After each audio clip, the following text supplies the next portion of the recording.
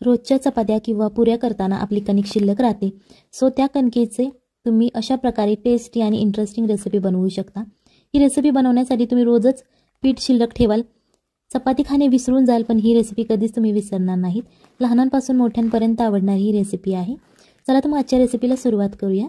इथे सगळ्यात पहिल्यांदा आपल्याला शिल्लक राहिलेले जे पीठ असतं, रोज चपाती करण्यापासून शिल्लक राहतं, ते पीठ आपल्याला इथे घ्यायचं आहे. किंवा तुम्ही ही रेसिपी करण्यासाठी स्पेशल कणिक मळून घेऊ शकता. याच्यानंतर इथे आपल्याला एका प्लेटमध्ये 1 चमचा तेल घ्यायचं आहे. तुम्ही तूपसुद्धा वापरू शकता. त्याच्यानंतर चवीनुसार मीठ घालायचं आहे आणि हे जे मीठ आहे ते या तेलामध्ये आपल्याला मिक्स करून घ्यायचं आहे, जेणेकरून तेल आणि मीठ छान असं मिक्स होईल. याच्यानंतर आपण जी कणिक मळली होती ती यामध्ये घालायची आहे.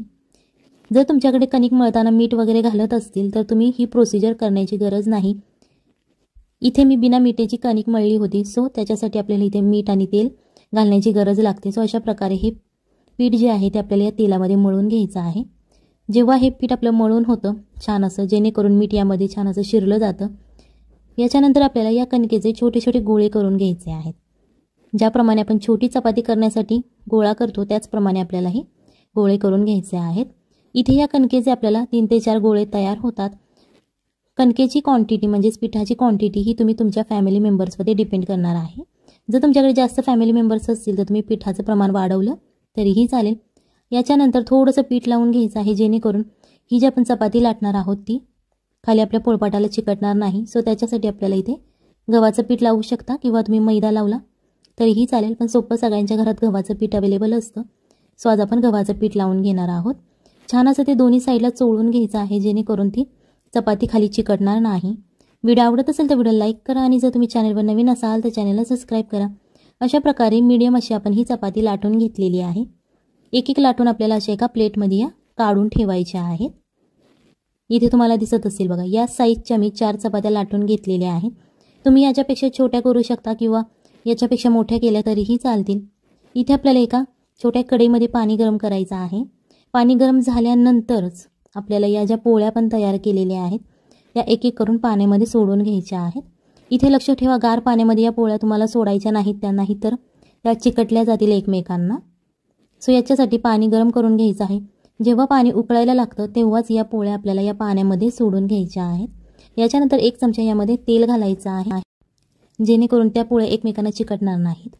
आता तुम्हाला दिसत असतील बघा, 3 ते 4 मिनिटे झालेली आहेत.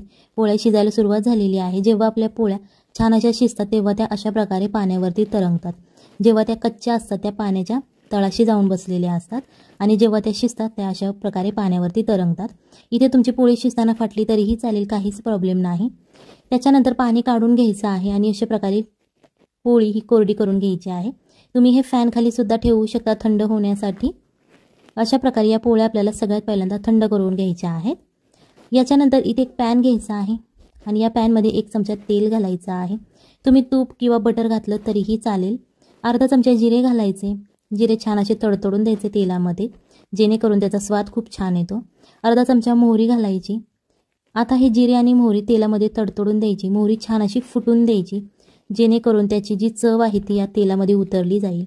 याच्यानंतर 3 ते 4 लसणाच्या पाकळ्या घ्यायच्या आहेत आणि त्याचे अशा प्रकारे बारीक काप करून घ्यायचे. तुम्ही ठेचून घेतला तरीही चालेल, जेणेकरून त्याची चव खूप छान लागते. सो आता हे थोडंसं गोल्डन ब्राऊन होईपर्यंत आपल्याला फ्राय करायचं आहे. जास्त वेळ लागत नाही, मिडियम आचेवरती तुम्ही फ्राय करू शकता. याच्यानंतर एक कांदा घ्यायचा आहे, उभट असा चिरलेला.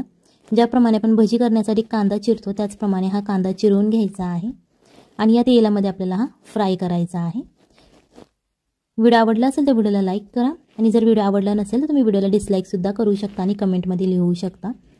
याच्यानंतर 1 कप आपल्याला कापलेला कोबी घालायचा आहे. त्याच्यानंतर 1 टोमॅटो बारीक असा चिरलेला घ्यायचा आहे. 1 शिमला मिरची घ्यायची आहे अख्खी आणि ती सुद्धा बारीक अशी चिरून घ्यायची आहे. तुम्ही जाडसर चिरली तरीही चालेल, काहीच प्रॉब्लेम नाही. आता या भाज्या आपल्या घालून झालेल्या आहेत, छान अशा मिक्स करायच्या. ही रेसिपी लहानांपासून मोठ्यांपर्यंत आवडणारी आहे. आपली लहान मुले भाजी अजिबात खात नाहीत, सो तुम्ही अशा प्रकारे त्यांना भाजी खाऊ घालू शकता.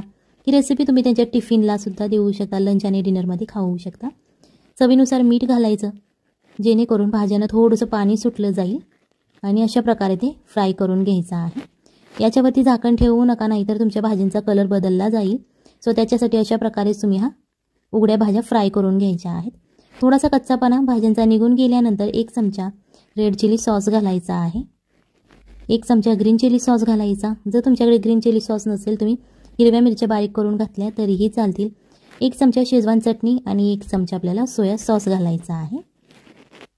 सोया सॉस घालून झाल्यानंतर हे थोडेसे मसाले शिजून द्यायचे, जेणेकरून त्याची चव खूप छान लागते। अर्धा ते 1 मिनिटानंतर आपल्याला हे फ्राय करायचं आहे, म्हणजेच मिक्स करायचं आहे। आपण जे मसाले घातलेले आहे ते छान असे फ्राय होतील आणि आपल्या सगळ्या भाज्यांना लागले जातील। सो अशा प्रकारे हे आपल्याला मिक्स करून घ्यायचं आहे। आता इथे जे आपण चपात्या थंड करून घेतल्या होत्या ते एका भांड्यावरती ठेवू शकता, तुम्ही ताटावरती सुद्धा ठेवू शकता किंवा चॉपिंग बोर्डवरती ठेवलं तरीही चालेल।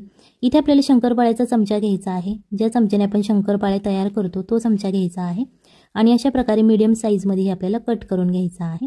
जर तुमच्याकडे शंकरपाळ्याचा चमचा नसेल तर तुम्ही चाकूच्या मदतीने हे कट केलं तरीही चालेल। तुम्हाला दिसत असेल बघा, छान असं हे तयार झालेलं आहे। याच्यानंतर आपण जो मसाला फ्राय केला होता त्यामध्ये आपल्याला हे घालून घ्यायचं आहे। ही रेसिपी खूप हेल्दी आहे। तुम्ही लहान मुलांना बाजारात जाऊन नूडल्स खाऊ घालता, पण ते सारखं खाणं शरीरासाठी चांगलं नसतं। सो त्याच्यासाठी ही हायजेनिक रेसिपी, हायजेनिकफुल रेसिपी ही आहे, ही तुम्ही घरी बनवू शकता आणि इथे मैद्याचा बिलकुल वापर केलेला नाही। सो त्यांच्या शरीरासाठी खूप छान आहे आणि एक्स्ट्रा पण यामध्ये जे चायनीजवाले घालतात तसं काहीही घातलेलं नाही आहे, सॉस वगैरे घातलेले आहेत फक्त।